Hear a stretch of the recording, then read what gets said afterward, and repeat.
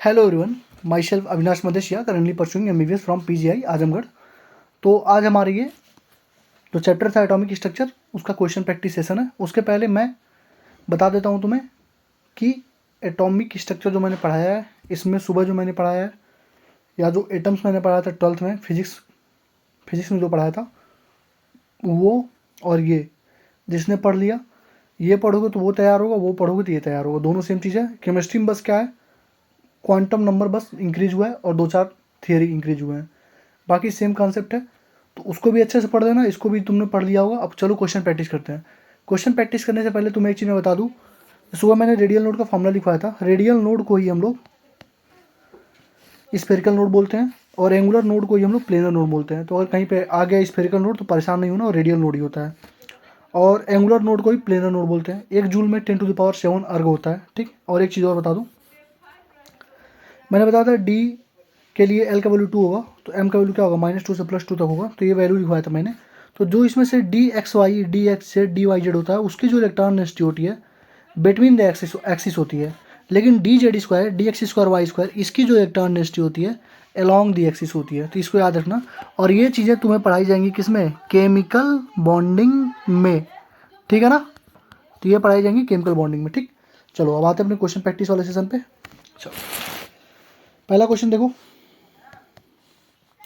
Change कर लेते हैं, ठीक है। चलो कह रहा है calculate the number of protons, neutrons and electrons. सुबह ही बताया था कि अगर कहीं पे एक्स लिखा है, ए लिखा है, एक्स लिखा है, जेड लिखा है, ए लिखा है, तो ये हमारा होता है मास नंबर, बताया था ना।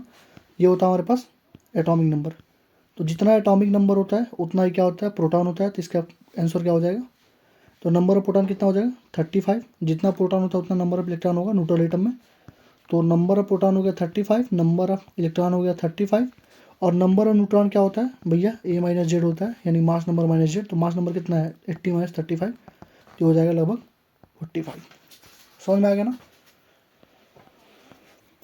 फिर पूछा है the number of electron protons. देखो नंबर ऑफ इलेक्ट्रॉन कितना दिया भैया 18 दिया है, नंबर ऑफ प्रोटॉन कितना दिया भैया 16 दिया है, और नंबर ऑफ न्यूट्रॉन कितना दिया है 16। तो नंबर ऑफ प्रोटॉन 16 है, तो क्या करोगे, एक्स लिखो, जेड लिखो, ए लिखो, यानी एक्स के नीचे कितना आएगा 16। नंबर ऑफ न्यूट्रॉन दिया है तो कितना लिखोगे, तो नंबर ऑफ न्यूट्रॉन हमको मालूम है क्या होता है, ए माइनस जेड होता है। 16 दिया है, ए हमको नहीं मालूम है, माइनस जेड हमारा क्या है, प्रोटॉन का नंबर। एटॉमिक नंबर इक्वल टू क्या होता है, प्रोटॉन का नंबर। प्रोटॉन का नंबर 16 हमको आ गया है, तो 16, तो इक्वल टू क्या हो जाएगा भैया 16 + 16, यानी कि हो जाएगा 32। यानी यहाँ हो जाएगा 32। लेकिन दे रहा है 18 इलेक्ट्रॉन। 18 इलेक्ट्रॉन का मतलब क्या हुआ, 2 उस पर निगेटिव चार्ज है, तो -2। समझे। अगर मान लो दिया होता 14 इलेक्ट्रॉन है, तो यानी कि मतलब 2 कम हो गया ना। कम कब होता है, जब पॉजिटिव चार्ज होता है। ज़्यादा कब होता है, जब निगेटिव चार्ज होता है। तो 2 माइनस हो जाएगा, तो 18 इलेक्ट्रॉन हो जाएगा। तो इसका हो जाएगा, तो ये क्या है, सल्फर 16, 32, 2 माइनस सल्फर है ये। समझ में आ गया होगा मुझे लग रहा है। ये देखो इसमें क्या पूछ रहा है, विविध भारतीय फ्रीक्वेंसी कितनी है, देखो 1368 हर्ट्ज है, किलो हर्ट्ज है। तुम्हें क्वेश्चन पॉज करके सॉल्व करके आंसर मिला के तब आगे बढ़ना है। मैं अगर ऐसे करने लगा तो बहुत टाइम लगेगा। तो मैं बाकियों की तरह 8-8 घंटे 10-10 घंटे का सेशन नहीं करने वाला हूँ, ना ही तुम्हारे बीच में बैठ के मैं चैट पढ़ने वाला हूँ ताकि टाइम वेस्ट हो। डायरेक्ट क्वेश्चन सॉल्व कर रहा हूँ, तुम रोको, सॉल्व करो। 1368 गुणे 10⁻³ हर्ट्ज। कह रहा है लेमडा बताओ, लेमडा कितना होगा। तो क्या होता है, सी इक्वल टू होता है lambda into frequency, frequency into lambda, तो लेमडा इक्वल टू हो जाएगा C/μ। सी कितना होता है 3 × 10⁸, और ये हो जाएगा 1368 गुणे 10⁻³ हर्ट्ज। इसको सॉल्व करो तो आंसर आ जाएगा 2.3 का 2.3 का आंसर हो जाएगा 219.3 मीटर। ये इतना आंसर आएगा, तुम सॉल्व कर लेना, आंसर आ जाएगा। दूसरी चीज़, ये नीट में एक बार पूछा जा चुका है, नीट 2021 में शायद पूछा था, और इतना टिपिकल पूछा था, इतना मतलब तगड़ा आंसर दिया था। देखो क्या दिया था ऑप्शन में, क्या दिया था 219.3, 219.12, 219.225, 219.432, ऐसे करके दिया। देखो कितना पास पास का आंसर दिया है। तो कॉन्सेप्ट ये था इसमें, जिसने भी इसको लगाया होगा, जिसने भी इसको सॉल्व किया होगा एग्जाम्पल्स को एनसीईआरटी के, उसको तो मालूम होगा 219.3 था, उसने तुरंत अपना आंसर टिक कर दिया होगा। जिन्होंने नहीं लगाया होगा वो सॉल्व करने में उनको कम से कम 5 मिनट का टाइम लगा होगा, तब जाके सॉल्व हुआ होगा। यानी 5 मिनट में 5 क्वेश्चन का टाइम तुमने छोड़ दिया था। तो इसीलिए बोला जाता है कि एनसीईआरटी मस्ट है, एनसीईआरटी सॉल्व करके जाओ। 50 आउट ऑफ 50 क्वेश्चन तुम्हारे एनसीईआरटी से ही आएंगे, 50 आउट ऑफ 50। और ये तुम्हें मैं दिखाऊंगा नीट के दिन, नीट के शाम तक मैं दिखा दूंगा तुम्हें। ठीक, देखो क्या दिया है यहाँ पे, वेवलेंथ रेंज पूछ रहा है। देखो वेवलेंथ दिया है 400 नैनोमीटर पहले का, लेमडा 2 कितना दिया है 750 नैनोमीटर। कह रहा है कि फ्रीक्वेंसी बताओ, तो क्या होता है यार, निकालो ना फ्रीक्वेंसी स्केल क्या होगा, सी अपन लेमडा, यही होगा ना। तो सी स्केल टू कितना 3 इंटू 10⁻8 अपन लेमडा कितना दिया बताओ तो 400 गुणे 10⁻⁻9। इसको सॉल्व कर लो, दूसरा हो जाएगा 3 इंटू 10⁻8 लेमडा है ना, अपन फ्रीक्वेंसी लेमडा कितना दिया 750 गुणे 10⁻⁹। आंसर लिखो, आंसर बताता हूँ तुम्हें। 2.4 का पहले का, 2.4 का कहाँ लिखा है, हाँ 7.5 इंटू 10⁻14 शायद होगा इसका, और इसका दिया हुआ है 4 इंटू 10⁻14 हर्ट्ज। तो एक बार तुम खुद से सॉल्व करके मिला लेना आंसर, ठीक है। ऐसा भी हो सकता है कि मेरा आंसर हो सकता है मैंने गलत लिख दिया, क्योंकि पिछली बार क्या हुआ था 3 को मैंने 8 लिख दिया था, तो लड़कों का बच्चों का मैसेज आ रहा था कि भैया इतना कैसे हो गया, कैलकुलेशन हमारा सही है, तो मैंने डिस्क्रिप्शन में उसको करेक्ट किया, ठीक है। तो एक बार तुम लोग चेक कर लेना, लगभग सेम ही आएगा आंसर। मैं सॉल्व करूँगा तो लेंदी हो जाएगा, ठीक। 2.5 वेव नंबर बताओ, वेव नंबर क्या होता है बाबू, वेव नंबर इक्वल टू क्या होता है बताओ, वेव नंबर इक्वल टू क्या होता है 1/λ होता है ना। हमको क्या दिया है, फ्रीक्वेंसी दिया है B, frequency of yellow radiation. देखो यहाँ से वेव नंबर क्या हो जाएगा 1/5800 गुणे 10⁻−10, ये हो जाएगा 10⁻10/5800। इसको सॉल्व करोगे तो पहला आ जाएगा 2.5 का पहले का आंसर क्या हो जाएगा 1.724 इंटू 10⁻4 पर सेंटीमीटर में। अब तुमसे पूछा फ्रीक्वेंसी, तो फ्रीक्वेंसी इसके टू क्या होता है सी/λ रख दो 3 इंटू 10⁻8, अपन लेमडा को इसको कन्वर्ट कर लेना मीटर में। 1/λ का वैल्यू तो दिया हुआ है ना, इसको मल्टीप्लाई कर लो सीधे, मीटर में करेगा मल्टीप्लाई कर 1.724 इंटू 10⁻4 सेंटीमीटर में, मीटर में करो कितना 10⁻−2। यहाँ से इसको सॉल्व कर लेना, इसका आंसर हो जाएगा यहाँ से करोगे तो भी आएगा, या तो सीधे ऐसे निकालो ना। क्या पूछा फ्रीक्वेंसी ना, फ्रीक्वेंसी का क्या होता है सी/λ 3 इंटू 10⁻8, और लेमडा का वैल्यू कितना दिया है, ये देखो हम लोग गलती कर रहे थे, ये कहाँ से होगा 1/λ थोड़ी निकाला हमको, ये तो वेव नंबर निकाला हमने, हमको चाहिए लेमडा ना, सी/λ होता है, तो लेमडा तो दिया हुआ हमको 5800 एंगस्ट्रॉम। इसको कर लो तुम सॉल्व, इसका आंसर हो जाएगा 5.172 इंटू 10⁻14 पर सेकेंड। फ्रीक्वेंसी का होता है 1 टाइम पीरियड, तो उसी का हो जाता है पर सेकेंड। समझ में आया। तो कुछ हमको करना नहीं था, बस हमें देखना क्या है, कैसे सॉल्व करना है, चीज़ों को कैसे अप्लाई करना है, जो हमने सुबह पढ़ा उसको कैसे अप्लाई करना सिखा रहा हूँ मैं। वेव नंबर पूछा 1/λ, कोई भी ऐसी चीज़ नहीं होगी जो हमने सुबह ना पढ़ी हो, ठीक। एनर्जी बताओ 1 मोल ऑफ फोटोन, तो मैंने क्या बोला था, अगर एनर्जी इक्वल टू होता है 80/λ, तो अगर 1 मोल का पूछेगा तो क्या करोगे 80/λ इंटू अवगाद्रो नंबर कर दोगे, तो 80 कितना होगा, फ्रीक्वेंसी दिया है तो एच म्यू होता है एनर्जी इंटू एन ए कर दो, क्या होगा 6.6 इंटू 10⁻34 इंटू 5 गुणे 10⁻14 गुणे 6 गुणे 10⁻23। इसको सॉल्व करो, 2.6 का आंसर कितना आएगा 199.5 किलो जूल पर मोल। समझ में आ गया ना। बस तुम्हें कैलकुलेट करना है, मैं कैलकुलेशन नहीं कर रहा हूँ, तुम क्वेश्चन को पॉज करो, सॉल्व करो, उसके बाद देखो मैंने कैसे सॉल्व किया है। बस एक मैंने बताया था एनर्जी का होता है 80/λ इक्वल टू एच म्यू होता है, पर मोल पूछेगा तो इंटू एन एस मल्टीप्लाई कर देना, वही सेम कंसेप्ट लगाया हूँ यहाँ पे, ठीक है। वाइट से करते हैं, 100 वाट का बल्ब है, वेवलेंथ इतना है, नंबर ऑफ फोटॉन्स कितनी बार बताऊँ यार, वहाँ पर भी कितनी बार मैंने बताया था डुअल नेचर में, बताओ 5 गुणे 10⁻24 इंटू पावर को रखो वाट में और लेमडा को रखो मीटर में, तो बताया था।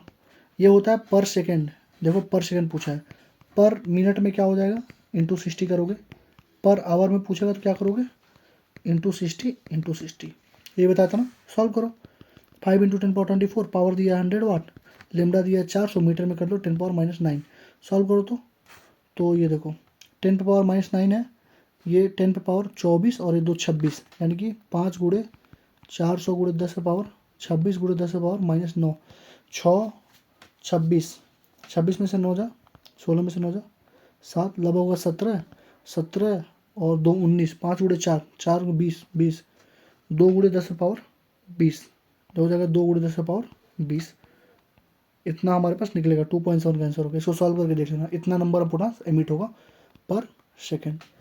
सॉल्व करके देख लेना, उतना आंसर आएगा। 2.8 बहुत ही अच्छा क्वेश्चन है, उम्दा क्वेश्चन बोल सकते हो उसको। देखो कह रहा है कि वेवलेंथ कितना है 300 nanometer. Falls on the surface of sodium electrons are emitted. देखो काइनेटिक एनर्जी कितनी दिया हुआ है 1.68 × 10⁻5 जूल। एनर्जी तो जूल में होती है, लेकिन क्या दिया हुआ पर मोल, यानी जूल पर मोल में दिया हुआ है। पूछ रहा है what is the minimum energy needed to remove an electron from sodium. कितना मिनिमम एनर्जी होगा जिससे हम लोग निकाल सकते हैं इलेक्ट्रॉन को फ्रॉम द सोडियम। जैसे यहाँ पे गिरेगा, तो जैसे मान लो यहाँ से कुछ गिरता है तो यहाँ से इलेक्ट्रॉन निकलता है ना पहले, फिर वेलोसिटी उसकी पकड़ती है, फोटो इलेक्ट्रिक इक्वेशन लगाना है तो सॉल्व कर लो। देखो एनर्जी इक्वल टू क्या होता है h/μ0, और काइनेटिक एनर्जी कितना दो हमारे पास 1.68 × 10⁻5 जूल पर मोल दिया हुआ है। तो मैंने क्या बोला था, energy equal to Hc/λ × Na। इसकी वैल्यू दी हुई है 1.68 × 10⁻5, क्योंकि जूल पर मोल है ये हमको निकालना है और एक दिया हुआ है। पहले इसको निकाल लो ना, इसको रुक जाओ, इसको निकाल लो। Hc/λ, Hc कितना हो जाएगा नैनोमीटर ना, तो 1240, ये तो होता है ना 12,400/λ इन एंगस्ट्रॉम होता है, 1240/λ इन नैनोमीटर, तो 300 नैनोमीटर हो जाए। ये हमारे पास आएगा इलेक्ट्रॉन वोल्ट में आंसर इंटू Na। 303, ये 0 कटा 3 4 इतना 124, तो इसका आंसर हो जाएगा Sc × λ। मैं कैलकुलेटर यूज कर लेता हूँ। Sc/λ यानी कि 124/30 121.6 × 10⁻9, छोड़ो उसको 6, इसका आंसर हो जाएगा 3.99 × 10⁻5। यानी देखो Sc/λ × Na, यानी एनर्जी पर मोल का जो वैल्यू आ जाएगा तुम्हारे पास वो 3.99 × 10⁻5 जूल पर मोल आ गया। ये हमारी एनर्जी है, और हमसे पूछ रहा था कि मिनिमम एनर्जी बताओ जिससे वो निकल जाए। तो मिनिमम एनर्जी क्या होगी भैया, इतनी एनर्जी हमारे पास गिर रही है यहाँ पे, ठीक है, और इतने एनर्जी से निकल जा रहा है, इतने एनर्जी से निकल रहा है ना 1.68 10⁻5 जूल पर मोल से निकल रहा है। तो इसका मतलब मिनिमम एनर्जी कितनी हो जाएगी 3.99 × 10⁻5 माइनस 1.68 × 10⁻5। इसको सॉल्व कर लोगे तो इसका आंसर हो जाएगा 3.99 में से इतना घटा हुआ तो कितना आएगा 9 में से 1, 9 में से 3, 3 में से 2, 2.31 × 10⁻5 आ जाएगा। और ये हमारा कितना होगा जूल पर मोल में होगा। तो हमसे पूछा क्या है, हो तो गया हमारा, पूछा क्या हमसे,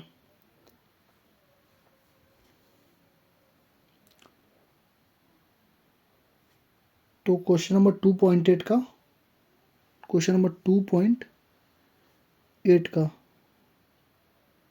कितना, एक मिनट यहाँ देखो एक चीज़, ये बहुत ही अच्छा क्वेश्चन है, देख लो यहाँ पे, इसमें टाइम लगेगा थोड़ा सा, बता दे रहा हूँ मैं। देखो यहाँ पे पूछा है एन इलेक्ट्रॉन एक इलेक्ट्रॉन को निकालने में कितना होगा, और ये जो आया कितना है, ये हमारा मोल में आया। किस में आया, मोल में, ये पर मोल है। यानी कि एक मोल में कितना पार्टिकल होता है 6.022 × 10⁻23। इतने पार्टिकल्स की एनर्जी है 2.31 × 10⁻5। तो 1 इलेक्ट्रॉन की एनर्जी कितनी होगी 2.31 × 10⁻5 अपन 6.022 × 10⁻23। इसको सॉल्व करोगे तो लास्ट में इसका आंसर आ गया 2.8 का आंसर कितना दिया है 3.84 × 10⁻−19 जूल। और एक बहुत ही अच्छा क्वेश्चन है, इंपॉर्टेंट मैं यहाँ पे लिख दे रहा हूँ, इसको अच्छे से प्रैक्टिस कर लेना। सारा चीज़ मैंने बता दिया कैसे करेंगे, अब तुम्हारा काम है एक बार इसको अच्छे से और प्रैक्टिस करो, ठीक है। तो ये हमारे पास क्या आ गया, एनर्जी आ गया। अब लेमडा निकाल लो। लेमडा इक्वल टू क्या होता है Sc/E, यहाँ से पुट करके निकाल लेना अपना जो भी आंसर होगा, ठीक। तो ये हो गया हमारे पास 2.8। देखो बहुत ही अच्छा क्वेश्चन है, इसको अच्छे से करना, प्रैक्टिस अच्छे से कर लेना। कुछ था नहीं, बस इतना था, ये एनर्जी हमारे पास इतना की इंसिडेंट हो रही है और काइनेटिक एनर्जी इतने से निकल रहा है, तो मिनिमम एनर्जी कितना होगा उसको निकालने के लिए, जितना बचेगा उतना ही तो होगा ना। तो 3.99 माइनस उतना घटा दिया, इतना आ गया, ये एक मोल का आया।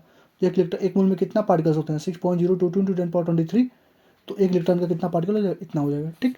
आगे आओ। ये हमारे सारे क्वेश्चन किसके हैं, एग्जाम्पलर के, ठीक। Which of the following could not be, ये पढ़ लेना, कौन सा रदरफोर्ड के मॉडल से डिराइव नहीं कर सकते हो, तो मोस्ट ऑफ दिस ये सही है, रेडियस ऑफ एटम सही है, न्यूक्लियस सेम है, मैंने जो हाईलाइट करके तुम्हें दी थी वो इसी के लिए दी थी ताकि तुम्हारा थियरी तैयार हो। तो एटम का जो हाईलाइटेड थियरी था वो और एटॉमिक स्ट्रक्चर जो हाईलाइटेड थियरी था वो दोनों मिला के पढ़ लो, दोनों चैप्टर कंप्लीट हो जाएंगे, ठीक है। Electrons moves in a circular path of fix called orbit. देखो पहले का 3 होगा, पहले का सी होगा, क्यों होगा, क्योंकि ऑर्बिट वाला कंसेप्ट किसने दिया था, बोहर ने दिया था, रदरफोर्ड ने नहीं दिया था, ठीक। पहले का C. Which of the following does not represent, कौन सा ग्राउंड स्टेट नहीं शो कर रहा है, तो चेक कर लो ग्राउंड स्टेट में 1:2 2:2 2p6 3:2 3p6 3d8 4:2 सही है, 3d9 4:2 3d10 4:1 3d5 4:1। एक चीज़ मैंने क्या बताया था तुम्हें कल कि हाफ फील्ड और फुल फील्ड इनकी स्टेबिलिटी होती है ज़्यादा, और तुमने पीरियडिक टेबल में थोड़ा बहुत अगर पढ़ा होगा तुम्हें मालूम होगा कि 3d9 4:2 अगर कहीं पर लिखा हुआ तो वो क्या हो जाता है 3d10 4:1, क्योंकि फुल फील्ड की स्टेबिलिटी ज़्यादा होती है।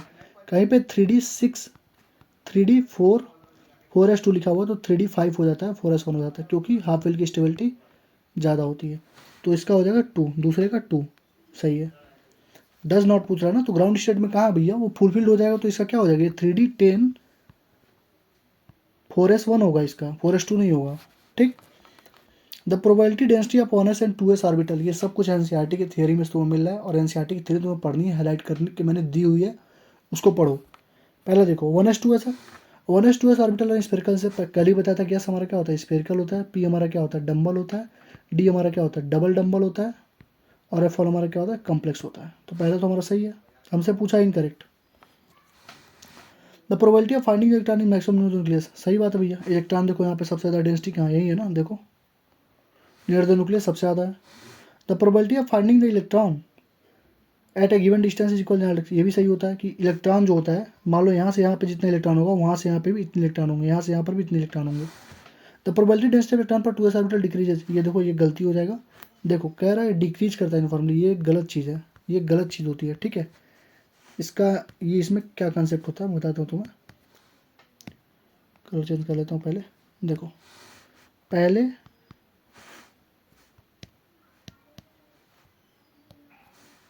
फर्स्ट इंक्रीज करता है, देन डिक्रीज करता है, देन फिर इंक्रीज करता है, ये कॉन्सेप्ट होता है, ठीक है ना। तो कलर थोड़ा चेंज कर लेते हैं हम लोग, यानी क्या होगा, अरे यार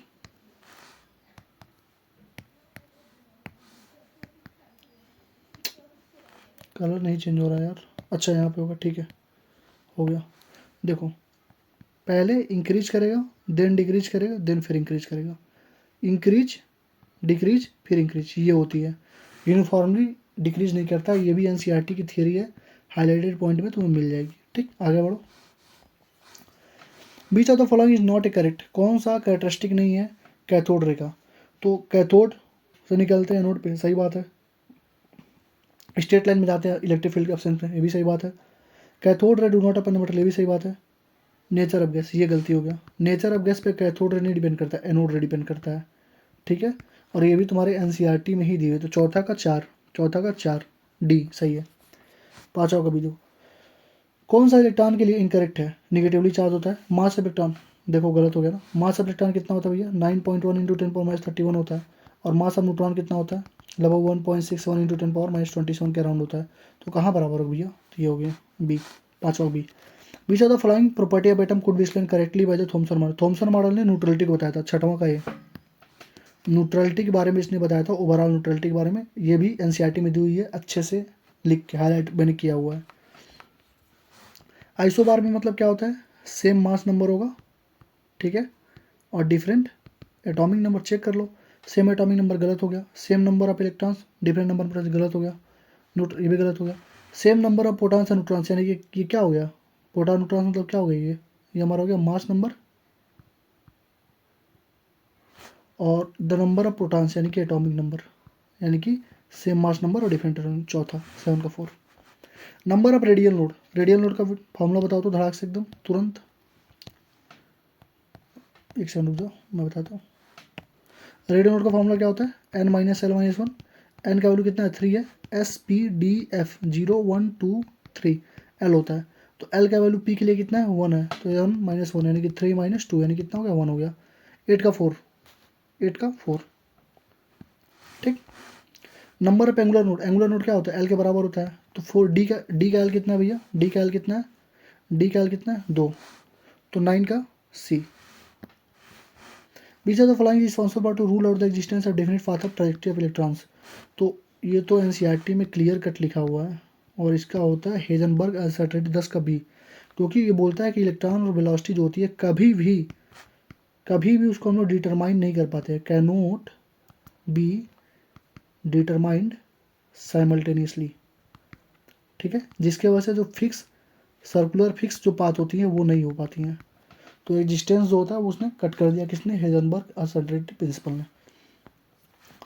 total number of orbitals third shell यानी एन का वैल्यू 3 है। तो ऑर्बिटल्स मैंने कल ही बताया था, अगर एन का वैल्यू 3 है तो उसमें तुम्हारे पास, ये एन का वैल्यू 3 मतलब सेल हो गया, तो उसमें तुम्हारे पास सब सेल कितने होंगे, एन ही होंगे। ऑर्बिटल्स कितने होंगे, एन के स्क्वायर होंगे। इलेक्ट्रॉन कितने होंगे, एक ऑर्बिटल में 2 इलेक्ट्रॉन, तो 2 एन स्क्वायर। तो पूछा है ऑर्बिटल्स, ऑर्बिटल मतलब एन का स्क्वायर, तो 3 का स्क्वायर कितना हो जाएगा, 9।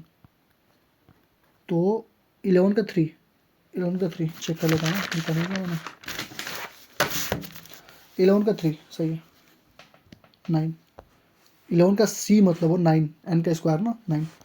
ऑर्बिटल एंगुलर मोमेंटम डिपेंड्स करता है किस पे, एल पे, क्योंकि क्या होता है रूट में एल, एल प्लस 1, यही तो होता है orbital angular momentum. Spin angular momentum क्या होता है, एस एस प्लस 1 एच अपन 2 पाई। ऑर्बिटल है तो एल पे बस डिपेंड करेगा। क्लोरीन एग्जिस्ट कर रहा है 2 आइसोटोपिक फॉर्म में, क्लोरीन 37 और क्लोरीन 35। बट्स उसका एटॉमिक मास कितना है, 35.5, यानी कि एवरेज मास कितना दे दिया, 35.5। तो मैंने क्या बताया था, इसको मान लो एक्स, इसको मान लो कितना 100 माइनस एक्स, तो 37 into x plus 35 into 100 minus x अपन 100, ही तो होता है ना, m1 x1 plus m2 x2 अपन 100 इसकल टू एवरेज मास। तो ये हो जाएगा 3550 37x प्लस 3500 माइनस 35x।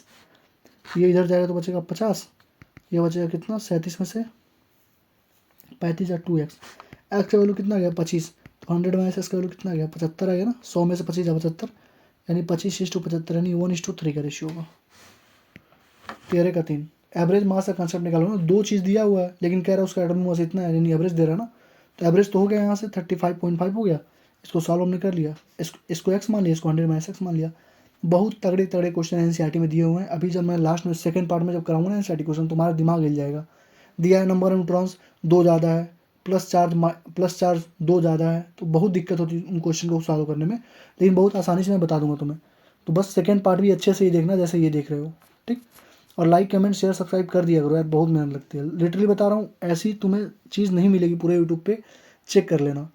बड़े बड़े कोचिंग्स भी तुम्हें नहीं ये चीज़ें प्रोवाइड कर पाएंगे। मैं तो छोटा सा यूट्यूबर हूँ, जो भी तुम कह लो, मेंटर है यूट्यूबर, अकेले सारा चीज़ करना पड़ता है। उसके बावजूद सोचो मुझे कितना टाइम लगता होगा, without any team single handedly सब कुछ कर रहा हूँ, तो दिक्कत होती है मुझे। मैंने सुबह देखा 196 व्यूज़ थे, मतलब तुम लोग देख ही नहीं रहे वीडियो, मेरे बनाने का क्या फ़ायदा जब देखोगे नहीं तो। The number of ions having the same electronic configuration, किसका इलेक्ट्रॉनिक कन्फिगरेशन सेम होगा, चेक कर लेते हैं क्या दिक्कत है। देखो क्रोमियम +3, तो स्कैंडियम टाइटेनियम वैनेडियम क्रोमियम, यानी क्रोमियम का होता है 24, आयरन का होता है 26, तो Cr प्लस क्रोमियम कितना होगा 3d 4 4s2, इसका होगा 3d 6 4s2। मैंगनीज का होता है 25, तो इसका होगा 3d 5 4s2, और स्कैंडियम वगैरह छोड़ो, इसी में आंसर आ जाएगा हमारा। तो देखो Cr+3 है, तो इसका मतलब 21 हो गया, 21 में क्या हो जाएगा, ये 3d 4 3d 3 हो जाएगा, क्योंकि दो इधर से पहले बाहर से निकलते हैं इलेक्ट्रॉन, तो दो यहाँ से निकलेंगे, दो यहाँ से और एक यहाँ से, तो 3d 3 बचेगा। Fe26 है, Fe+3 में कितना निकलेगा 3 निकलेगा, तो दो यहाँ से एक यहाँ से, ये बचेगा 3d 5, और Mn+2 में दो यहाँ से निकलेगा, बचेगा 3d 5 3d 5 3d 5 किसका किसका सेम है, Fe+3 सेम है और Mn+2 का इलेक्ट्रॉनिक कन्फिगरेशन सेम है, तो यानी कि दूसरा आंसर हो जाएगा 14 का 2। कोई दिक्कत नहीं होनी चाहिए तुम्हें, ठीक। 15 for the electrons of oxygen atom beach of the following statement is correct. Z effective for, देखो जेड इफेक्टिव के बारे में मैंने क्या क्या बताया था कि एस का ज़्यादा होता है, पी का, फिर डी का, फिर एफ का, ये बताया था ना। तो यहाँ देखो 2s ऑर्बिटल में सेम है जेड इफेक्टिव फॉर 2p, क्या 2s का 2p के बराबर होगा? गलत हो गया, एस का हमेशा ज़्यादा होगा p से। Electron in the 2s orbital the same energy electron in the 2p orbital, ये भी गलत हो गया। सेम कहाँ होगा भैया? 2s 2p होगा ना। जेड इफेक्टिव पर electron in 1s orbital same Z electron in 2s, देखो फिर 1s और 2p का, 1s और 2s का, 1s का और 2s का, इसमें तुम्हें लगेगा कि एस एस है तो फिर कैसे सेम होगा? क्योंकि एक 1s है और एक 2s है, तो कैसे जेड इफेक्टिव सेम होगा? कुछ तो मान लो 1s का 1s यहाँ पे होगा, 2s यहाँ पे होगा, तो साइज कम होगा। अगर यहाँ पे पास पास में है तो जेड इफेक्टिव ज़्यादा होगा ना, न्यूक्लियस के पास होगा तो ज़्यादा अट्रैक्ट करेगा, और 2s थोड़ा ज़्यादा होगा तो कम होगा। The two electron present the 2s orbital spin quantum, सही है।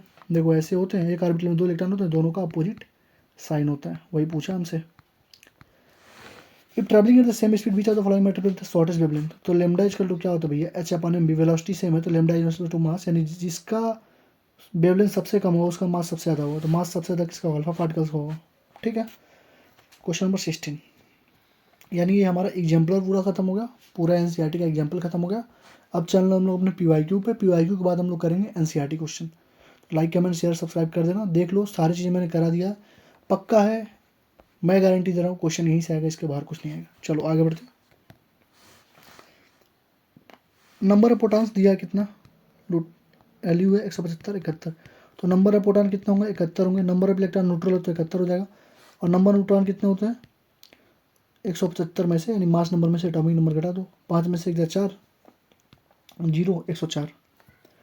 नंबर ऑफ प्रोटॉन न्यूट्रॉन 104 71 104 71 हो गया, 104 71 पहला हो गया। ठीक, दूसरा B plus two isoelectronic with the following, B plus two में कितने इलेक्ट्रॉन्स भैया? Hydrogen, helium, lithium, beryllium. इसका होता था कितना? 4 एटॉमिक नंबर। ठीक है, लेकिन 2 चार्ज है तो ये हो जाएगा 2। तो लिथियम प्लस में कितना होता है भैया? 3 होता है, 1 चार्ज है तो 3 में से कितना हो जाएगा? 2, यानी लिथियम प्लस। अरे एस प्लस क्या है? लिथियम प्लस में कितने इलेक्ट्रॉन होंगे? 2 इलेक्ट्रॉन तो होगा। अरे यार, लिथियम का एटॉमिक नंबर 3 होता है, तो नंबर ऑफ प्रोटॉन कितना होगा? 3 होगा। नंबर ऑफ इलेक्ट्रॉन कितना होगा? 3 होगा। एक प्लस है तो एक माइनस घटा दो, 2 ही हुआ ना।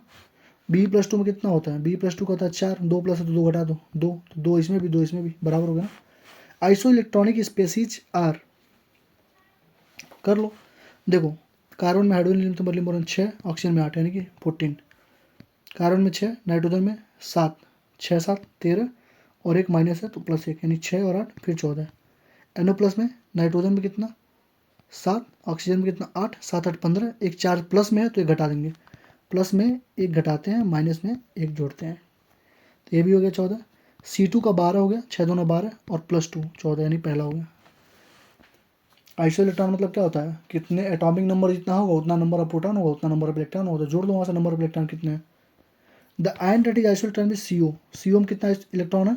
कार्बन में 6, ऑक्सीजन में 8, टोटल कितना होगा? 14। जोड़ो इसमें, कार्बन में 6, नाइट्रोजन में 7 और एक प्लस 1, 6 और 8 14 हो गया यहाँ पे। इसमें चेक कर लो, N प्लस में कितना हो गया? N2 प्लस ना, तो 14 में से एक घटा दो, 13 हो गया ये। O2 माइनस में ऑक्सीजन में कितना होता है? 8 होता है, प्लस 2 कितना हो गया? 10 हो गया। N2 माइनस में 14 होता है और एक माइनस हो तो प्लस 1 हो जाएगा, 15 हो गया। तो 14 किस में है? Cn माइनस में। ये तुम होमवर्क है, तुम करो, कौन सा आइसो इलेक्ट्रॉनिक है वही पूछा है। Which of the following series of transition in the visual, visual में कौन होता है भैया? बामर होता है, तो बामर होगा। लाइमन किस में होता है? अल्ट्रावायलेट में होता है ना लाइमन। लाइमन किस में होता है? बताया था ना मैंने उस दिन, अल्ट्रावायलेट में शायद होता होगा, एक बार कंफर्म कर लेना तुम लोग। और ये ब्रैकेट, पास्चन, पीफन सारे क्या होते हैं? इंफ्रारेड में होते हैं। तो बामर हमारा होता है विजुअल में, इसी को हम लोग एस अल्फा लाइन बोलते हैं, इसी को हम लोग क्या बोलते हैं? रेड कलर बोलते हैं। ठीक, calculate the energy in joule, energy in joule wavelength दिया 45 नैनोमीटर, तो एनर्जी बताओ ना भैया क्या होता है?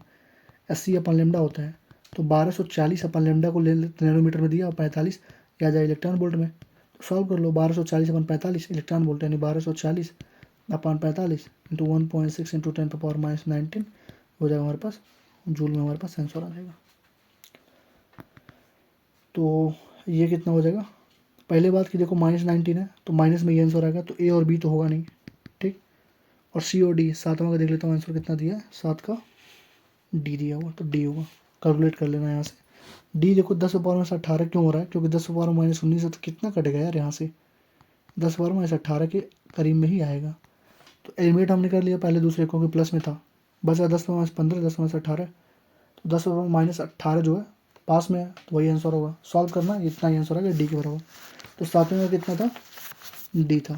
ठीक, आठवां, ई एच का वैल्यू दे दिया है, स्पीड ऑफ लाइट दे दिया है, which value closest to the wavelength in nanometer, wavelength बता दो इन नैनोमीटर में। तो वेवलेंथ बताने के लिए तुम्हें पास से फॉर्मूला क्या होना चाहिए, वेवलेंथ। देखो फ्रीक्वेंसी दी है ना 6 गुणे 10 पावर 15, हमसे पूछ रहा है लेमडा, हमको मालूम है सी इक्वल टू क्या होती है, फ्रीक्वेंसी इंटू लेमडा। तो लेमडा लेमडा इक्वल टू क्या हो जाएगी, सी अपन फ्रीक्वेंसी। सॉल्व कर लो, 3 इंटू 10 पावर 17। देखो यहाँ पे स्पीड ऑफ लाइट कितना दिया हुआ है, 3 इंटू 10 पावर 17 नैनोमीटर, तो 10 पावर माइनस 9, अरे वही 3 इंटू 10 पावर 8 होगा। फ्रीक्वेंसी 6 गुणे 10 पावर 15। इसको सॉल्व करोगे तो क्वेश्चन नंबर 8, क्वेश्चन नंबर 8 का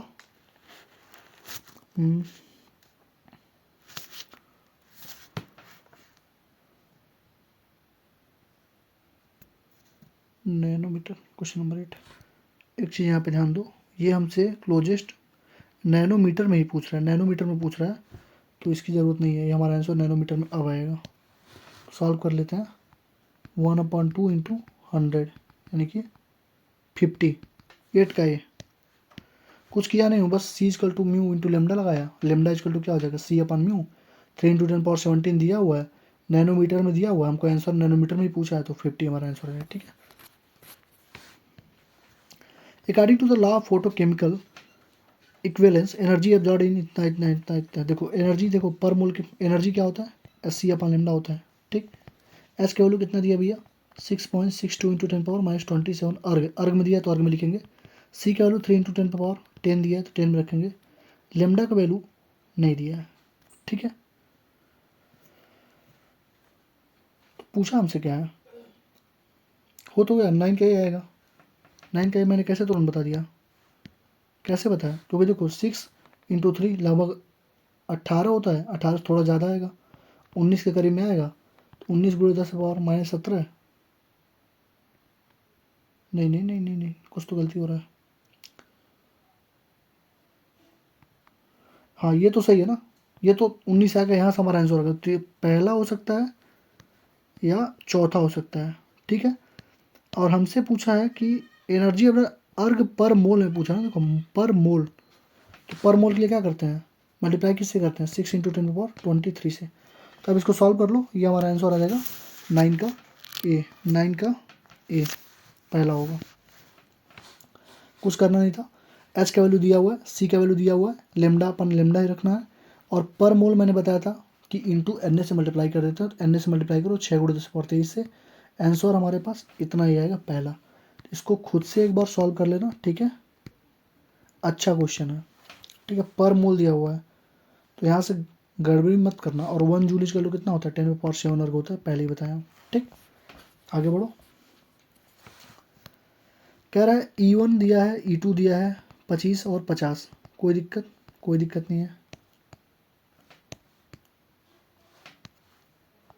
25 है 50 है, हमसे एनर्जी लेमडा पूछ रहे थे, एनर्जी का क्या होता है भैया, एस सी अपन लेमडा, यानी E1 अपन E2 हो जाएगा लेमडा 2 अपन लेमडा 1, क्योंकि इन्वर्सली प्रोपोर्शनल है। E1 दिया है 25, ये दिया 50, पर लेमडा 2 अपन लेमडा 1, ये 1/2 इक्वल टू लेमडा 2 अपन लेमडा 1, तो लेमडा 1 इक्वल टू हो गया 2 lambda 2, lambda 1 equal to 2 lambda 2।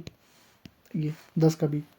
यहाँ तक मुझे नहीं लगता तुम्हें कोई दिक्कत हो रही होगी, कोई भी दिक्कत होगी टेलीग्राम पे मुझे डाल देना कि भैया ये क्वेश्चन नहीं समझ में आया, कैसे लगाए हो, तो मैं वहाँ पे बता देता हूँ। डिस्क्रिप्शन में टेलीग्राम का लिंक तुम्हें मिल जाएगा। क्वेश्चन नंबर 11, प्लैंक कांस्टेंट दे दिया, वेलोसिटी ऑफ लाइट दे दिया, वेवलेंथ, देखो फ्रीक्वेंसी दिया है ना 8 गुणे 10 पावर 15 पर सेकेंड, तो हमसे लेमडा पूछ रहा है ना, तो सी अपन फ्रीक्वेंसी हो जाएगा ना, तो 3 गुणे 10 पावर 8 अपन 8 गुणे 10 पावर 15, 10 गुणे 15, तो 15 जाएगा ऊपर, तो 3/8 इक्वल टू हो जाएगा 10 पावर माइनस 7। तो सॉल्व कर लो, 3/8 इंटू 10 पावर, गलती हो रहा है क्या, 11 का 3 गुणे 8 अपन 8 इंटू 10 पावर 15, 10 पावर 15 है ना, तो 15 तो ऊपर चला जाएगा, तो ये हो जाएगा 10 पावर माइनस 7।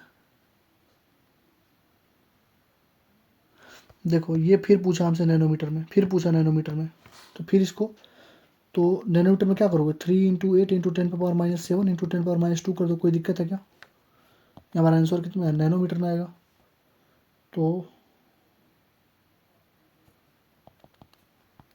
3 नहीं ऐसे कैसे कर सकते हो, इसको कैलकुलेट करना पड़ेगा, मैं कर देता हूँ, कोई दिक्कत नहीं। देखो क्या हम लोग इसको 300/8 गुणे 10⁻² लिख सकते हैं, वही तो आएगा, इंटू 10⁻7, तो हो जाएगा 300/8 गुणे 10⁻9। ये नैनोमीटर में हमारे पास आ गया है। तो 300/8 नैनोमीटर हमारा आ गया। इसको सॉल्व कर लो तो आ जाएगा कितना, 300 है 8 8 8 से 24 6 ये 0 8 7 जा 56 4.0 37.5 यानी लगभग 40 के बराबर आएगा, यानी कि ये आंसर होगा सी। एक चीज़ हमेशा इन सब क्वेश्चन में देख लेना कि किस में पूछ रहा है, नैनोमीटर में पूछ रहा है कि एंगस्ट्रॉम में पूछ रहा है, तो वहाँ पे वैल्यू कन्वर्ट करना पड़ेगा तुम्हें। अगर यहाँ पे कन्वर्ट नहीं करते तो आंसर नहीं आता। ठीक, क्वेश्चन नंबर 12 कह रहा है एनर्जी बता दो, इतना जूल है, एनर्जी बता दो, इतना एनर्जी दिया 3 पॉइंट ना करस्पॉन्डिंग वेवलेंथ, फिर निकालो एनर्जी इक्वल टू क्या, SC/λ। इसको खुद से सॉल्व करो, होमवर्क है तुम्हारा। लेमडा पूछ रहा है, SC/λ से सॉल्व कर देना। What will the longest wavelength, ये मैं फिर से एटम में कराया था, फिर करा देता हूँ। देखो लेमडा मैक्सिमम यानी वेवलेंथ लॉन्गेस्ट कब होगा, जब एनर्जी मिनिमम होगा। एनर्जी मिनिमम क्या होता है, जब उस सीरीज में N1 का वैल्यू तो जितना जानते हो, जैसे लाइमन के लिए 1 होगा, बामर के लिए लाइमन के लिए 1 होगा, बामर के लिए N1 का वैल्यू 2 होगा। तो अगर एनर्जी मिनिमम पूछेगा तो जो N2 का वैल्यू होगा जस्ट N1+1 होगा, यानी जस्ट उसके ऊपर वाला, तो वहाँ से एनर्जी मिनिमम आएगी। लेकिन अगर वो एनर्जी मैक्सिमम पूछता तो इनफाइनाइट से जाती, यानी N2 का वैल्यू इनफाइनाइट हो जाता। तो यहाँ पे सॉल्व कर दो, कौन सा सीरीज है, बामर है, तो बामर के लिए क्या हो जाएगा, N1 का वैल्यू रखो 2, N2 का वैल्यू हो जाएगा 3, जस्ट उसके आगे वाला। तो लेमडा पूछा है, तो 1/λ इक्वल टू क्या होता है, RZ² अपन 1/N1² माइनस 1/N2²। सॉल्व कर दो, 1/λ इक्वल टू R, जेड का वैल्यू 1 होता है, तो 1/4 माइनस 1/9। इसको हम लोग सॉल्व करेंगे तो क्या हो जाएगा, देखो R 4 9 36 और 4 9 जा 9 4 जा, यानी कि 5R/36 इक्वल टू 1/λ, तो लेमडा इक्वल टू हो जाएगा 36/5 R। और मैंने बोला था 1/R का वैल्यू कितना होता है, लगभग 91 नैनोमीटर होता है, उसको 90 नैनोमीटर लिख सकते हो। सॉल्व कर दो, 36/5 इंटू 90 नैनोमीटर, तो हो जाएगा 5 से 18 बार में, 36 गुणे 18, 8 छक्के 48, हासिल 4, 8 3 24 4 28, 6 और 3 8, 8 6 14 और 6 648 656 नैनोमीटर। 13 का बी कैसे किया, 648 आ गया तो उसके करीब वाला हमारा सबसे आंसर होगा, 656 हमारा आंसर हो जाएगा। ठीक, पूरा कंसेप्ट देख लो, एटम में कई बार एक क्वेश्चन करा चुका था, एक बार यहाँ पर भी आ गया, यहाँ पे भी करा दिया। यहाँ पे देखो which of the following not correct, पहले पढ़ लो क्या पूछ रहा है, नॉट करेक्ट। तो पहला पढ़ो, equation can be use to change energy, पहली से ही एनर्जी का तो इक्वेशन पूछ रहा है, एनर्जी ही तो बताता है वो। For n equal to 1 the electron is more negative energy, सही बात है, -13.6 आ जाएगी। n इक्वल टू 6 में थोड़ा सा कम एनर्जी आएगी, एनर्जी इक्वल टू क्या होती है, -13.6 Z²/n² होती है। तो n का वैल्यू जितना ज़्यादा होगा एनर्जी उतनी कम होगी, सही बात है। तो बीच में the electron in the more, देखो n का वैल्यू अगर 6 होगा तो एनर्जी मान लो कितनी निगेटिव में, मान लो निगेटिव में आ गई 1.5, तो ये बताओ -13.6 ज़्यादा है कि निगेटिव में 1.5, तो ये ज़्यादा होगा ना। इसका मतलब इलेक्ट्रॉन एनर्जी इसकी क्या होगी, ज़्यादा होगी। एनर्जी ज़्यादा होने का मतलब क्या होता है, मोर टाइटली बाउंड होगा, क्या होगा, मोर टाइटली बाउंड होगा। तो इसका ऑप्शन हो जाएगा बी, क्योंकि यहाँ पे क्या लिखा है, लूजली बाउंड, मोर टाइटली बाउंड होगा। ठीक, बाकी ऑप्शन चेक करने की जरूरत ही नहीं है। According to the Bohr theory which will give rise to transition which will rise to least energy, देखो लीस्ट एनर्जी कब होती है, मैंने एक तुम्हें कॉन्सेप्ट बताया था, ये ऐसे ऐसे ऐसे ऐसे है। मैंने बोला था कि जैसे से तुम ऊपर जाओगे, ठीक है, जैसे से तुम, जैसे N1 है, N2 है, N3 है, N4 है, N5 है, इसका डिफरेंस लगभग 10.1 होता है, इसका डिफरेंस उससे कम आएगा, इसका उससे कम आएगा, इसका उसका, इसका और भी कम आएगा, यानी मिनिमम आ जाएगा, मान लो। ठीक, तो हमें दिख रहा है कि लीस्ट एनर्जेटिक फोटॉन कहाँ से मिलेगा? लीस्ट एनर्जेटिक फोटॉन कहाँ से मिलेगा? जब ऊपर जाते जाओगे और डिफरेंस कम होगा। तो ऊपर जाते जाओ, देखो ऊपर जाते जाओ, सबसे ज़्यादा क्या है, एन का वैल्यू 6 है, पहला हो जाएगा। जब 6 से 1 में आओगे तो सबसे ज़्यादा एनर्जी डिफरेंस सबसे कम मिलेगा, सबसे कम मिलेगा एनर्जी डिफरेंस। तो 15 का ए, 15 का ए ना लिखा ना, हाँ एक सेकंड, 15 का सी, 15 का सी होगा, क्योंकि 6 से 1 में आना और 6 से 5 में जाना, ये 4 नहीं है 5 है, किस में कम एनर्जी होगा? इसी में होगा ना, यही तो समझा रहा हूँ मैं। यहाँ से यहाँ पे 6 से 5 में एनर्जी सबसे ज़्यादा कम हो जाएगी, 6 से 1 में आओगे तो थोड़ा सा ज़्यादा ही होगी ना। जैसे मान लो यहाँ पे 0.24 है, यहाँ पर -13.6 है, तो -13.6 माइनस 0.25 करोगे तो लगभग 12 करीब में आएगी। लेकिन यहाँ से यहाँ पे करोगे तो बहुत कम हो जाएगी। तो यानी कि 6 से 5 वाले में सबसे कम एनर्जी होगी। Energy of second Bohr orbit कितना दिया? -328 दिया है। Energy of fourth Bohr orbit, तो एनर्जी इक्वल टू क्या होता है भैया? -13.6 Z²/n²। तो E1/E2 इक्वल टू क्या हो जाएगा? N2 का स्क्वायर अपन N1 का स्क्वायर। E1 कितना दिया बताओ तो? -328 दिया है। E2 को x मान लो, N2 का स्क्वायर, फोर्थ N2 का दिया 4 का स्क्वायर, N1 कितना दिया था? सेकंड का स्क्वायर, N2 का स्क्वायर, यानी 4 चौको 16, 5 4 4 हो जाएगा। तो x का वैल्यू हो जाएगा -328/4, यानी कि -82 किलो जूल पर मोल। बस फॉर्मूला सेट करना था, आंसर निकालना था, ठीक है।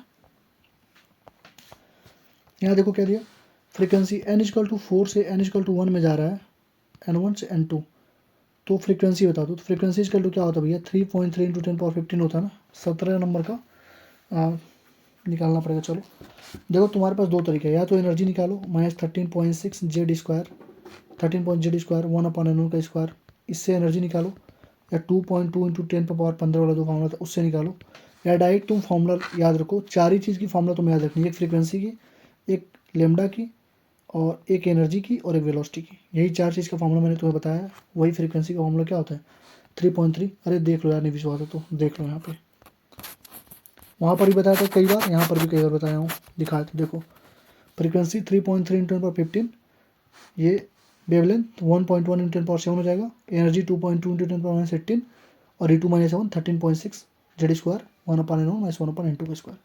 यही चारों फॉर्मूले याद रखो, कोई क्वेश्चन फंसेगा नहीं, ठीक है। चलो 1/16 - 1/1, तो 3.3 × 10⁻15 ये हो जाएगा 16, ये हो जाएगा 1 - 16, यानी कि 15/16। निगेटिव वगैरह कोई मतलब नहीं होता है। 3.3 × 15 × 15/16, तो 15/16 थोड़ा सा कम आएगा, यानी कि 17 का सी, 17 का सी। देखो कैसे कर दिया मैंने तुरंत, क्योंकि 3.3 × 10⁻15 पहले से ही है, और 15/16 करोगे तो लगभग 1 के ही बराबर मान लो। कोई दिक्कत है क्या? कुछ नहीं है। तो लगभग 3.3 करीब आंसर आएगा, तो ये हमारा सी ऑप्शन हो जाएगा। हाइड्रोजन एटम में फर्स्ट एक्साइटेड स्टेट n=2 में एनर्जी कितना दिया हुआ है? -3.4 दिया हुआ है। तो उसी ऑर्बिट में, सेम ऑर्बिट में काइनेटिक है, तो भैया काइनेटिक एनर्जी क्या होता है? टोटल एनर्जी का पॉजिटिव होता है, तो 3.4 इलेक्ट्रॉन वोल्ट हो जाएगा, तो 18 का ही होगा। Home modified Bohr theory, elliptical orbit किसने बताया था? समरफील्ड ने बताया था, सुबह ही लिखवाया हूँ अभी। बोहर का ऑर्बिट रेडियस कितना दिया है? 1 के 0.532। The radius for the first, देखो फर्स्ट एक्साइटेड मतलब होता है n का वैल्यू 2, तो रेडियस का वैल्यू कितना है? 0.53 n²/z, 0.53 n का वैल्यू कितना? 2 to the 4 अपन z का वैल्यू 1, तो हो जाएगा लगभग 2.12 एंगस्ट्रॉम। 20 का डी, 20 का डी, 20 का डी, सही है। बस फॉर्मूले हैं, हमारे फॉर्मूले थे, उसको पुट करो आंसर आप में, और कुछ नहीं है। Bohr model of electron jumps how much of energy, देखो बोहर मॉडल में फिर मैंने तुम्हें बताया था कि n1 का वैल्यू कितना 1 है, n2 का वैल्यू 3। हमसे पूछा है एनर्जी, एनर्जी का फॉर्मूला क्या होता है भाई बताओ? 2.2 × 10⁻18 1/n1 का स्क्वायर - 1/n2 का स्क्वायर, यही तो होता है। और मैंने तुमको ये भी बोला था, यहाँ पे माइनस तुम मत लगाना, क्योंकि यहाँ से खुद माइनस आ जाएगा। तो सॉल्व करो, 2.2 × 10⁻18, बस चार फॉर्मूले थे, चारों याद कर लो। 1/1 - 1/9, 2.2 × 10⁻18, तो ये 9 हो जाएगा, 9 - 1 आंसर तो माइनस में ही आएगा, कोई दिक्कत नहीं है, माइनस दिया नहीं तो कहीं भी आंसर लिखो। 2.2 इंटू 10⁻18 8/9। यहाँ देखो इसको भी लगो 1 मान लो तो हो जाएगा 2.2 इंटू 10⁻18, ये होता है जूल में, एक जूल में कितना होता है 10⁻7 अर्ग, तो 2.2 इंटू 10⁻11 अर्ग हो जाएगा इसका आंसर, यानी कि 21 का 21 का कुछ गलती हो गया हमारा। यहाँ देखो तुम 8/9, यहाँ पे तुम ऑप्शन एक बार देखो कितना करीब करीब में आंसर दिया है, 2.15 0.19, थोड़ा थोड़ा में 10⁻10 10⁻11, इसको पूरा सॉल्व करना पड़ेगा। कर देते हैं, देखो 8/9 को तुम क्या लिखोगे, 2.2 इंटू 10⁻11 इंटू 8/9 को क्या लिखोगे, 8/9 लगभग 0.9 होगा, तो 2 9 18 कितना होगा, 2 2 9, 2 9 18, यानी 1 पॉइंट मान लो 18 गुणे 10⁻11, तो 1.8 0.1936 इंटू 10⁻10 अर्ग आएगा। 21 का डी, 21 का डी। ठीक है, देखो कुछ है नहीं, बस तुम्हें फार्मूला अप्लाई करना था। फार्मूला क्या था तुम्हें मालूम होना चाहिए था, और फार्मूला हमारा था ये 2.2 इंटू 10⁻18 1/n1 का स्क्वायर -1/n2 का स्क्वायर, यही हमारा फार्मूला था। बस पुट करो आंसर लाओ, कुछ था नहीं, बस कैलकुलेशन है। अगर ज़्यादा दूर दूर तक आंसर दिया, मान लो 50 दिया है, 200 दिया है, 400 दिया है, 600 दिया है, तो यहाँ पे तुम 8/9 को सीधे 1 मान सकते हो। लेकिन अगर देखो यहाँ पे पास पास में आंसर दिया है, 2.15 इंटू 10⁻11 को तुम 0.215 इंटू 10⁻10 लिखोगे, तो 0.2 और 0.193 देखो कितना पास पास में आंसर है। तो तुमको एग्जैक्ट कैलकुलेशन करनी पड़ेगी यहाँ पे, समझे। तो कुछ था नहीं, बस फार्मूला बेस्ट था, फार्मूला लगाओ आंसर लाओ। क्वेश्चन नंबर 22, रेडियस दिया है 0.53, रेडियस है पहला प्लस 2, देखो Li+2 का रेडियस कितना होता है भैया, 0.53 n² होता है ना, तो 0.53 n का वैल्यू कितना होगा, कितना दिया है, ग्राउंड स्टेट में n का वैल्यू कितना होता है 1 होता है, तो इसको रखो 1 अपन जेड का वैल्यू लिथियम कितना, एटॉमिक नंबर कितना 3, 0.53/3, तो ये लगभग हो जाएगा 0.17, 22 का सी, 22 का लिखा ही नहीं मैंने, 22 का सी होगा। चलो 23 का, एनर्जी का nth ऑर्बिट में कितना होता है -13.6 Z²/n², तो सॉल्व कर लो। हाइड्रोजन एटम है तो जेड का वैल्यू 1 हो जाएगा, तो -13.6/n² हो जाएगा, तो -13.6/n² इलेक्ट्रॉन वोल्ट, यानी कि सी हो जाएगा। कह रहा है स्पेक्ट्रम ऑफ हीलियम, तो हीलियम का स्पेक्ट्रम किसके समान होगा, तो हीलियम में कितना होता है भैया, 2 होता है ना, हाइड्रोजन हीलियम, एटॉमिक नंबर 2, तो एटॉमिक नंबर 2 किसका होगा, हाइड्रोजन का तो 1 होगा, लिथियम प्लस का कितना हो जाएगा 3 होता है, हीलियम में नंबर ऑफ प्रोटॉन देख लो, नंबर ऑफ प्रोटॉन 2 होगा, तो Li+ में नंबर ऑफ प्रोटॉन ही हो जाएगा 2, नंबर ऑफ इलेक्ट्रॉन 2, तो इलेक्ट्रॉन से ही तो देखते हैं हम लोग, तो 2 इसमें, तो Li+ में भी इलेक्ट्रॉन कितना है 2 है, तो लिथियम प्लस का 24 का बी, 24 का बी, 24 का बी नहीं लिखा है मैंने, देख लेते हैं उसका 24 का बी सही है। नंबर ऑफ इलेक्ट्रॉन कितना है हीलियम में 2 होगा, तो जिसका भी इलेक्ट्रॉन 2 होगा उसका सेम सेम स्पेक्ट्रा होगा। 25, if R is the radius of first orbit then radius of, देखो रेडियस इक्वल टू क्या होता है यार 0.53 n² होता है, तो अगर पहले ऑर्बिट का ये दिया है तो आर इक्वल टू क्या हो जाएगा r0 n² हो जाएगा, पहला हो जाएगा, कुछ था ही नहीं। 26, इन हाइड्रोजन द डिब्रोगल वेवलेंथ इलेक्ट्रॉन, देखो लेमडा पूछ रहा है किस में, ये बहुत ही अच्छा क्वेश्चन है, एन का वैल्यू 2 में, तो मुझे ये बताओ लेमडा का जो मैंने फॉर्मूला बताया था वहाँ पे तो n1 भी चाहिए था n2 भी चाहिए था, अरे 1.1 इंटू 10⁻7 था ना, तो वहाँ पे n1 भी चाहिए n2 भी चाहिए, तो ये फॉर्मूला तो लगेगा नहीं वहाँ पे। एक फॉर्मूला मैंने तुम्हें और बताया था 2π/Rn = n लेमडा, बताया था ना, तो यहाँ पे रेडियस भी दिया है, यहाँ पे लेमडा पूछ रहा है, n का वैल्यू दिया है 2, सेम चीज़ है ना, मैंने क्या बोला था, जो फॉर्मूला लिखवाया वहीं से क्वेश्चन सॉल्व होंगे, बाहर से कुछ नहीं होंगे। अप्लाई करो इसे क्यों नहीं कर सकते हो, क्योंकि n1 n2 नहीं दिया, बस n दिया है, इसे अप्लाई करो। 2π इंटू रेडियस इन nth ऑर्बिट क्या हो जाएगा 0.53 n² Z, 0.53, एन का वैल्यू कितना 4/z, जेड का वैल्यू 1 हो जाएगा हाइड्रोजन के लिए, 0.53 इंटू 4/2 हो जाएगा इसका टू लेमडा। 2 क्यों? क्योंकि एन का वैल्यू 2 दिया है, 2 से 2 खत्म करो तो 0.53 इंटू 4 पाई इसका टू लेमडा हो जाएगा। तो 4 ये एंगस्ट्रॉम में आएगा, हमको दिया है पिकोमीटर में, तो इसको लिख दो कितना 53 या 52.9 लिख लो, 52.9 इंटू 4 पाई इसका टू लेमडा, तो ये हो जाएगा 211.6, 4 9 36, 211.6 पाई टू लेमडा पिकोमीटर में। तो 26 का बी, 26 का 26 का बी, ये पी नहीं है, ये पाई है, पी लिख दिया, पाई लिखना था उसको, ठीक है। कह रहा है मास दिया है कितना 0.66 kg, स्पीड कितना दिया है 100 मीटर पर सेकेंड, वेवलेंथ पूछा, लेमडा इसका क्या होता है भाऊ, H/m भी होता है, तो 6.6 इंटू 10.34, मास केजी में रखते हैं तो 0.66 और वेलोसिटी मीटर पर सेकेंड में 100, सॉल्व कर लो तो ये देखो कितना हो जाएगा, ये 6.6 इंटू 10.34, इसको तुम लिख सकते हो 6.6 इंटू 10, खत्म हो जाएगा, 10⁻⁻35 बचेगा, 27 का सी, 27 का सी। बस फॉर्मूला लगा रहा हूँ, कैलकुलेशन कर रहा हूँ बस, और कुछ नहीं है। ये uncertainty in the position momentum equal uncertainty in velocity, देखो delta x into delta p equal to क्या होता है, should be greater than equal to H/4 pi होता है, delta E into delta t should equal to greater than H/4 pi, दोनों होता है Heisenberg uncertainty principle, ठीक है। तो कह रहा है कि डेल्टा एस डेल्टा पी में पोजीशन और मोमेंटम दोनों इक्वल है, पोजीशन और मोमेंटम दोनों इक्वल है, तो तुम यहाँ पे लिख सकते हो क्या, वेलोसिटी में पूछ रहा है, delta x m delta v should be greater than equal to H/4 pi, तो क्या लिख रहा है कि पोजीशन और मोमेंटम दोनों इक्वल है, यानी डेल्टा एक्स और डेल्टा पी दोनों इक्वल है, वेलोसिटी चाहिए तो इसको भी लिख दो क्या, डेल्टा पी यानी m delta we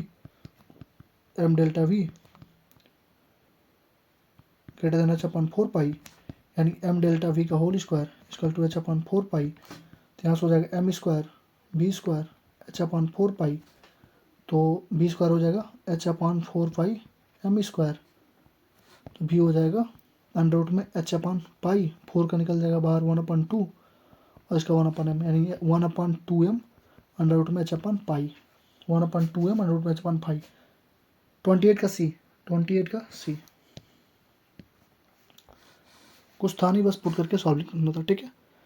question number 29, measurement of electron position in associated in momentum is equal to, देखो डेल्टा एक्स यानी पोजीशन में अनसर्टेनिटी कितना दिया 1 इंटू 10⁻18 दिया है, और वेलोसिटी में पूछ रहा है, तो मैंने फिर बोला था delta x into delta p equal to क्या होता है H/4 पाई, तो डेल्टा एक्स इंटू डेल्टा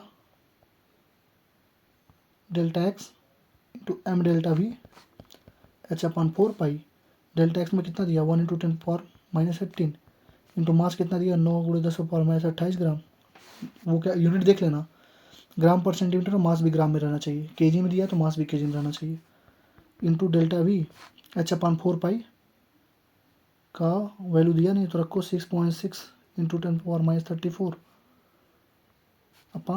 पाई, यहाँ से डेल्टा वी सॉल्व कर लेना, इसको इधर करके आ जाएगा 29 का नहीं लिखा मैंने, 29 का लिखा ही नहीं, 29 का सी, 29 का सी।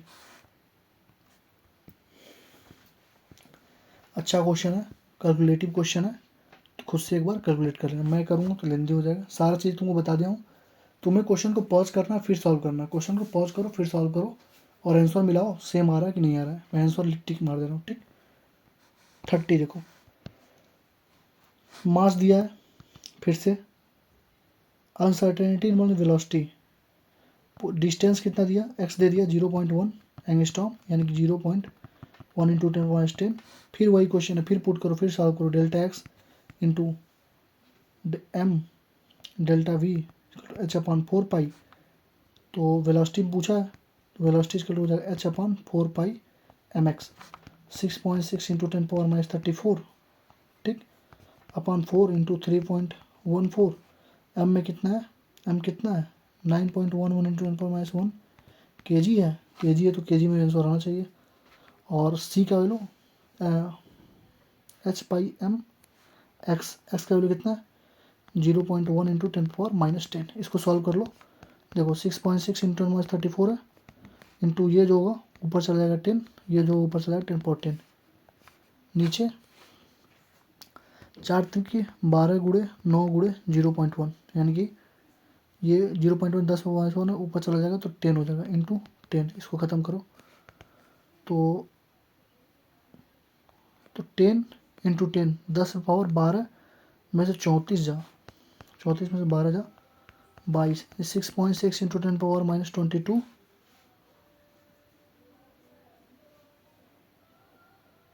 क्वेश्चन को 30 है ना, प्लस में कैसे आंसर आ रहा है, माइनस में आना चाहिए ना। Delta x into delta we, velocity में पूछा है,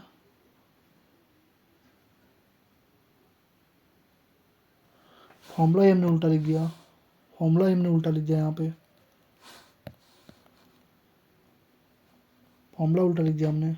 प्लस में कैसे, निगेटिव में कैसे आएगा। Delta x into m delta v equal to h/4 pi, हमको चाहिए वेलोसिटी, तो वेलोसिटी इजकल टू हो जाएगी delta x into m delta v, delta x into m delta v h/4 pi, सही तो है। तो वेलोसिटी हो जाएगी हमारे पास,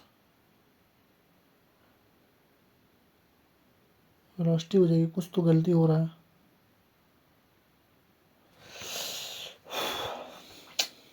ये तुम्हारे लिए होमवर्क है, एक चीज़ में करेक्शन क्या है, आंसर क्यों नहीं आ रहा। ये 9.1 इंटू 10⁻31 kg होता है।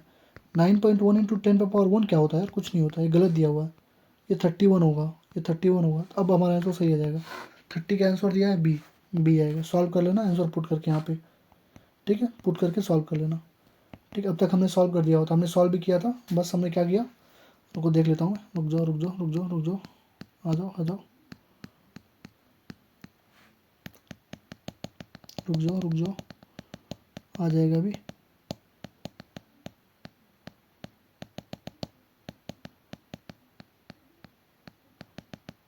देखो आ गया, यही था ना। तो ये 6.6 इंटू 10⁻−34 था, ये 10⁻−31 था। अब यहाँ से इसको सॉल्व कर लेना, 10⁻−31, तो ये हो जाएगा। यहाँ से सॉल्व कर लेते हैं लास्ट क्वेश्चन, उसके बाद हम लोग कल करेंगे सुबह वाले में। 10⁻−34 अपन 4 3 12 9 108 ख़त्म, गुड़े 10⁻31 गुड़े 10⁻10 गुड़े 10⁻1, इसको सॉल्व कर लो, देखो आ जाएगा पॉजिटिव में। 10⁻−3 10⁻7 वगैरह के करीब में आएगा। 108 6.6, 30 का बी, 30 का कितना दिया है बी, आ गया 30 का बी आएगा। कुछ था नहीं, बस हमने यहाँ पे क्वेश्चन ही गलती दिया उसने। ये 39.1 इन 10⁻31 kg होगा। ठीक है, 58 मिनट हो चुके हैं। अनसर्टेनिटी का एक क्वेश्चन, चलो अगली वीडियो में ही करते हैं। 31 32 3 अनसर्टेनिटी के 4-5 क्वेश्चन है, उसके बाद क्वांटम, क्वांटम नंबर वाले क्वेश्चन मुश्किल से अगर 50 क्वेश्चन भी होंगे तो 20 मिनट में सॉल्व कर देंगे हम लोग। ठीक है, चलो मिलते हैं नेक्स्ट पार्ट में, तब तक के लिए thank you. Like comment share subscribe कर देना, बहुत ज़्यादा मेहनत लगती है, क्वेश्चन को पॉज करके ही सॉल्व किया करो। ठीक है, चलो मिलते हैं नेक्स्ट वाली वीडियो में।